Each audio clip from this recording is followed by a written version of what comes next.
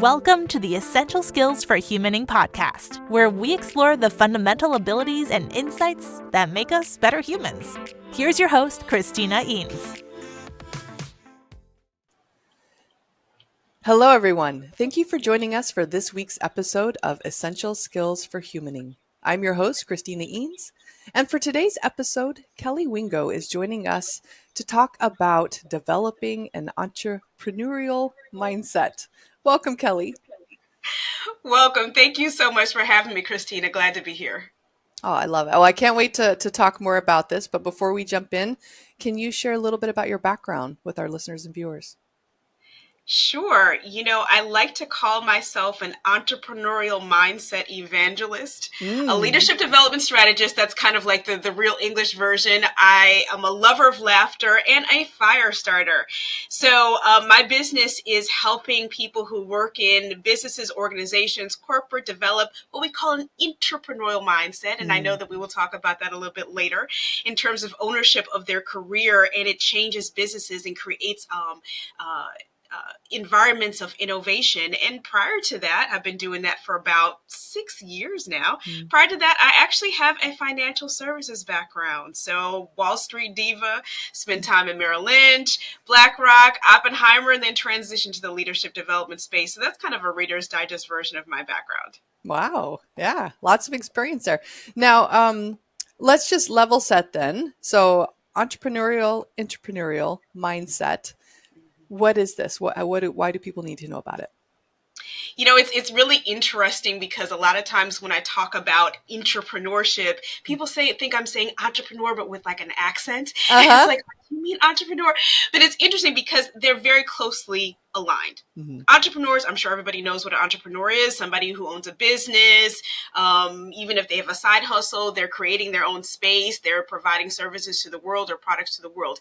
An entrepreneur is somebody who operates within the structure of an organization, an employee of a company, but still has that entrepreneurial spirit, that ownership mindset. Because when studies show that when you have employees that are more empowered, they take ownership of what they do, you have happier employees, which tends to lead to better customer and client satisfaction, because if you hate your job, your customers and clients probably know you hate your job too. It comes through. And then, of course, having an entrepreneurial culture within an organization creates a space of innovation where we're not afraid to make mistakes and take chances and calculated risks. And then, of course, since most for-profit businesses care about revenue, you have that continuum about happier, more engaged, more empowered employees. You have better customer satisfaction. You have an innovative culture, and that generally leads to higher revenue. So that's really the space that I operate in. And it's more than just what we do inside companies. It's also having that CEO mindset for our careers.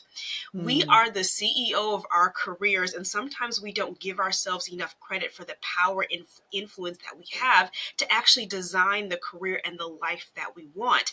And when we have that type of ownership empowerment mindset, then it does change the trajectory of where we go inside a company. Entrepreneurship is not just for CEOs or head of departments. It's from the mailroom to the boardroom. Everybody can be an entrepreneur because nobody needs to give us permission to be highly motivated and to take ownership of our products, our processes, our career journey. So that's a little bit about entrepreneurship and how it can really benefit the individual as well as the companies that they work for as well. Nice. I love it. And I can see two different paths that we can take, maybe starting out with the individual, how to have more of this mindset to benefit your career, yourself. And then maybe the individuals that are listening that have that power within a company to create that culture, suggestions for them. So let's start with the individual. Yeah, let's start with the individual. A lot of times when we start in the workforce, and sometimes it might be right after college, or maybe it even might be transitioning from one industry to another. When you have some experience, sometimes we go in thinking we're a sponge, and that's true. You learn as much as you can. You learn everything that you can to be effective in that particular role. What sometimes we miss is the fact that every challenge is connected to an opportunity. And every opportunity can be transitioned into a win. So even if you are coming, let's just say for people who might be starting a new journey, whether it's directly out of college or maybe transitioning to another part of their career journey, there is always an opportunity that is available to you. A lot of times we play checkers and not chess. I love checkers. Checkers is a great game. Checkers is a fun game, but chess is more about strategy. Strategy understands, what do I need as an individual to be successful? How do I define success? A lot of times we look at either what we see on social media or even what our parents taught us. This is what success looks like. But the first thing about taking ownership and having that entrepreneurial mindset in your own career is saying, okay, what does success look like for me? It is not what somebody else thinks I should do. It's not even what I think I should do. I've heard it said, don't should all over everything. It's really about, where do I want to be? What is my vision? And what is the next step to take? You don't have to know 25 steps ahead. You just have to know, okay, so here I am. Where do I want to be? Tactically, what do I need to do it? Success is two parts. Success is the metrics, working hard, figuring out what you need to do to be successful. The other part is really the relationships you build. 50% of success is the relationships you build, because every single business is a people business. It does not matter what you do. It does not matter what product, what service that business provides or you provide as a contributor to that business. Every business is a people business, where you're talking about customers, you're talking about internal stakeholders, whether you're talking about your manager, your direct reports, your cross-functional partners. So when you think about success for yourself and that ownership, that entrepreneurial mindset, how can I own relationships to make them mutually beneficial? Because we're not talking about manipulation. We're not talking about, stepping on your mama to get to the next step. We're not talking about that, but really creating solid relationships that you can use to play that chess game in terms of strategic relationships to build on your career. So I would say, in terms of a couple of winning things that you need in terms of mindset as an individual to be successful in your career, is first of all, defining what success is. Understanding the metrics and what you need to do just to get that one next step that is closer to whatever vision you have for your career. And be strategic. Play that chess game about building relationships. Who are the people you need to connect to? So again, that challenge, whatever challenge it is, turns into an opportunity. And an opportunity can be transformed into a win. I love that. Yeah, and I can definitely attest to that. Every job and even business development that I've done, it's through relationships that I've built. Yes. Yeah. Yes. Now, I also on that, I can see that defining what success means to you is for some people, they can just sit down and think about it, right? They know what that next step is. For others, I could see that process could be a little bit longer. Like, one of the techniques I would use if I didn't know what I wanted that next step to be, say yes to pretty much everything that comes your way. Volunteer, right? To do things, even if it's something that's like adjacent or not even related to what you're currently doing. Of course, observing your bandwidth, right? Honoring that. But I found that was very helpful in identifying what I wanted to do next. Any other thoughts on that identifying success portion? Yeah, you bring up a great point, because sometimes success is like, you can easily get into analysis paralysis because there's so many different directions you can go. Yeah. Right. So it's not always important to know, okay, I want to be a CEO of a mid-level company in fintech. It doesn't necessarily have to be that specific. It can be, and that's great. If you know exactly, you're laser focused, you know exactly where you're going, wonderful. Love that. But it doesn't have to be. So what I loved about what you said that is coming up for me is that sometimes you start with, okay, I don't know exactly where I want to go, but maybe it's a type of work I want to do. How do I want to feel? Do I want to feel inspired? And to your point, strategically saying yes to things, and sometimes strategically saying no to other things, is a way to expand your horizons, because there's so much out there. And sometimes you never know if this is where your niche is until you try something that, to your point, might be adjacent.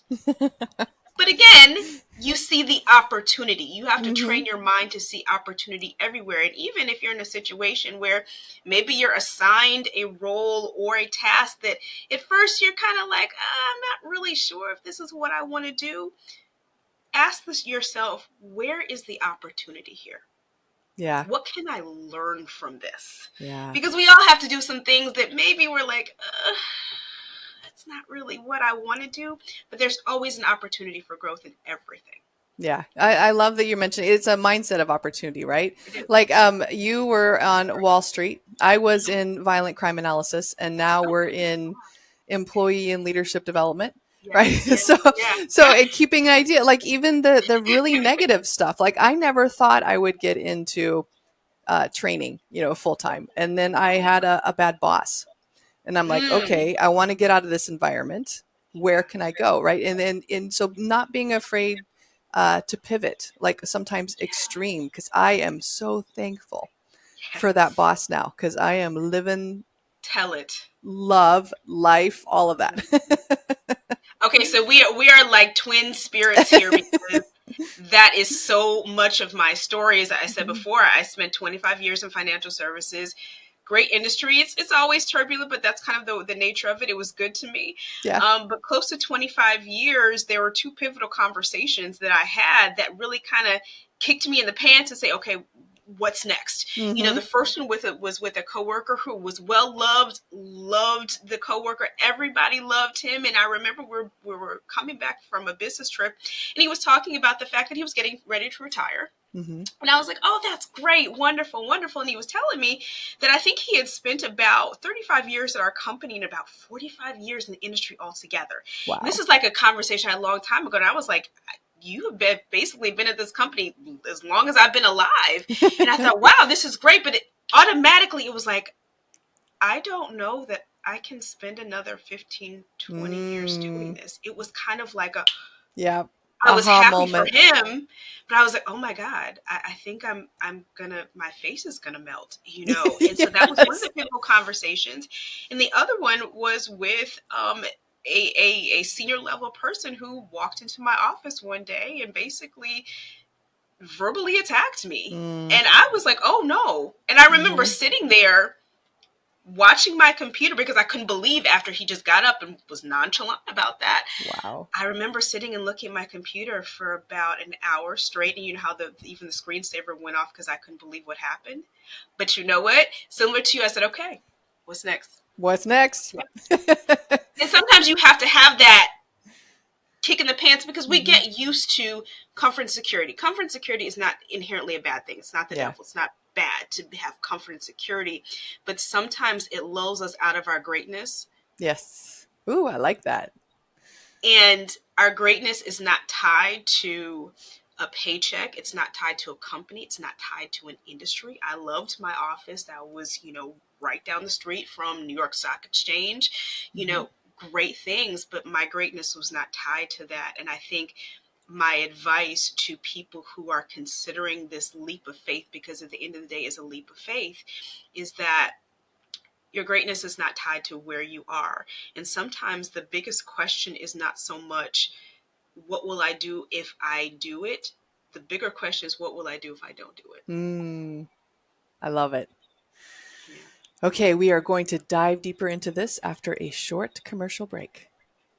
Transform your organization with Eanes Training. Our premier interpersonal skills training programs are tailored to enhance your organization's employees in communication, emotional intelligence, leadership, and more.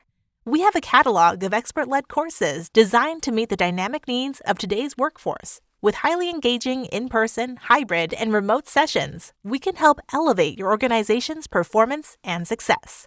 Learn more at eanestraining.com. Welcome back. Now let's dive into the individual. Now I know, okay, so all individuals have an opportunity and some influence over organizational culture. But some, by their position within an organization, have a little bit more power to maybe shape that culture. So for those individuals listening, what are some suggestions that they can do at the organizational level to help create this environment? First of all, say it. Sometimes, it's actions in words. And culture in a company is probably one of the hardest things to change. Um, and as big as, especially with bigger companies, you have different cultures. You have, what goes on the website, all the pretty words that go on the website are on the wall of the company. And that's great. It's always people, process. We want to, support the community, all of those nice things. But the real culture of a company is where the rubber meets the road. And sometimes that might be just a team culture, because a larger company may have a larger company culture, but even a team culture. So it does not matter if you are a leader of a team of 4 people versus, or even a CEO. You set the tone for how the culture shifts and how the culture goes. So if you really want to create an innovative culture, an entrepreneurial mindset culture, it requires a lot of trust, because when you are innovative, you do make mistakes. You do understand the humanity of things. You do try to break things. Sometimes things go wonderfully, sometimes things don't. But the thing is, you have to create an environment where people aren't afraid to try new things, to tinker with things, whether you are building something that the world has never seen before, or you are building upon something that is already there. So the first thing goes with, it's not just talking the talk, because you do need to talk the talk, but it's also walking the walk. Now, what does that look like? That applies to everything from hiring practices, in terms of giving great case studies. This is the type of environment we have. How do you best fit in this type of environment? This is what we're looking for. We're looking for individuals who think out of the box, who have an abundance mindset, right? And then even when we're talking about in team meetings, it's something as simple as start, stop, keep. After the end of a project, for instance, what should we start doing that maybe we didn't do that might work? What have we done that maybe hasn't served us, that maybe we should stop doing? And then what should we keep or continue doing? It's an exercise as old as time, but so important and effective when we're talking about moving things forward, when we're talking about innovation. Because here's the thing: even if there is some risk, and everything is risk, there is risk to not doing anything at all. You can live under your bed for the rest of your life, and you can encourage your team to live under their beds for the rest of their lives and do nothing. But that is still a risk, because you're not building the business that you were created to build. So in terms of creating an innovative or an entrepreneurial culture, building a culture of trust, understanding that mistakes will be made, but what can we learn from them? Sometimes you may fall flat on your face and skin your knees and do all that type of stuff. But the most important question is, okay, so what are we going to do next? What is the next step? What is the next level that we can take it to, that allows us to learn from things? You don't get a gold star for doing everything that works for you and it's perfect for you. I mean, you just don't. That's not remarkable. The greatest lessons we can learn as people and as teams is when things don't go exactly right. What can we learn? And sometimes, similar to what you were saying with individuals about, trying something that maybe you haven't done that might be adjacent to the goal. It's the same thing that works with teams. It's the same thing that works with companies, that sometimes we may trip and fall into something that is awesome and that is great. And there is where the opportunity is, that comes with the challenge in transforming that opportunity into a win. I love that. Well, and I hear a lot of growth mindset in what you're saying as well, right? That failure is an opportunity to learn. Well, and I would venture to say, if you're not failing on a regular basis, you're not pushing past your comfort zone enough. Absolutely. Yeah. Absolutely. Absolutely. You can't even write the word fearless without putting fear first. Fear is a part of the word fearless. Yeah. So you have to, it's like a yes and. This is scary. Yes, this is fearful. I'm fearful of this, but I can't be fearless if I don't experience fear first. Fear and fear are not the 4-letter words that we think they are. They really are. Now, what would you say to that person who's a team leader, perhaps out there thinking, I would love to create this kind of culture for my team, but I'm feeling so like for lack of a better term, oppressed from the overall organizational culture. So what would your advice be to that individual? Managing up and managing down are two, they're it's like the teeter-totter effect, right? So you want to create this type of culture within your team, but you may feel pressure to deadlines, metrics, all of the things that companies are known for. It is possible to do both, and every company is different. So when you think about entrepreneurial culture, think about, it's kind of like an evergreen tree or a Christmas tree. You have the top, right, and it kind of goes like this. So you have the goals, and you have the metrics that are set by the larger companies, and kind of trickles down through the various levels. Think about how what you want to do, what you're motivated by in terms of creating this environment for your team, how can it be connected to what maybe your direct manager is motivated by? We talk about IQ and EQ a lot. Okay. IQ, we know, intelligence, emotional intelligence is EQ. The third leg to the stool is PQ, which is political intelligence. So political intelligence is really understanding the motivation of other people. Again, we're not talking about manipulation. Yeah. But if you know, for instance, I'm just going to kind of keep it a tight example. If you know that your direct manager is motivated by hitting this particular target, and that's maybe what they espouse, that's what they tell you, but you also know that maybe they're also motivated by accolades. Maybe they're motivated by, hey, I want to shine. Because those are the things that sometimes we're all motivated in different ways that aren't always PC to say. Then think about, how can I create this innovative culture, which is important to me and my team? How can I connect it to what is important to my direct manager? So, for instance, that might look like, well, if we create this innovation, and if we do something that's a little bit different, we may come up with a unique way to hit the goals and also position us as innovators in our company, which goes to, hey, this is a spotlight on our team. What is your team doing that our teams and other teams are not? How can we be a case study or a model for how we can hit these metrics, but do them in an innovative way? So there, I get to, if I'm the manager, I get to create this environment for my team, but I also give my direct manager what motivates them. We hit our goals, we hit our revenue targets, whatever those might be, but also we get to be that shining star as to how we work together as a team. So then you get the accolades, then you get the applause, maybe awards and all that type of thing. So I would say those are the two things that you need to understand: what is important to other people, what motivates others. Yeah. How can you connect that to what you want and make this a win-win? I love that. Very clever.